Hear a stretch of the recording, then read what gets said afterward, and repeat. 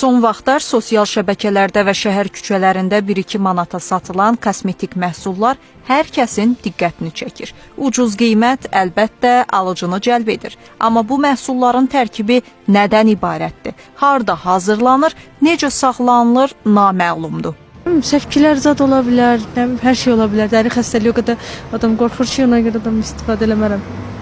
Dəridə müxtəlif xəstəliklər əmələ gətirir, sonra qocaldır. Üzdə ləkə yarada bilər, səpki yarada bilər, infeksiya keçə bilər, mikrob keçə bilər. Yəni hər cür xəstəlik yarada bilər. Gigiyenический balzamlar istifadə eləmərəm. Çünki nə qədər olsa dilimiz dəyir. Yəni o qədər ya. Amma pudra zat belə bir şeylər istifadə eləyə bilərəm. Yəni bu qədər. Bir çox hallarda bu kosmetik vasitələr qeydiyatsız şəkildə, yəni nə sertifikat, nə də keyfiyyət sənədi ilə satışa çıxarılır. Bəzən qablaşdırılmasında istehsal tarixi belə göstərilmir. Alıcı isə bu məhsulları ucuz olduğu üçün alır, amma nəticədə ciddi dəri problemləri ilə üzləşir.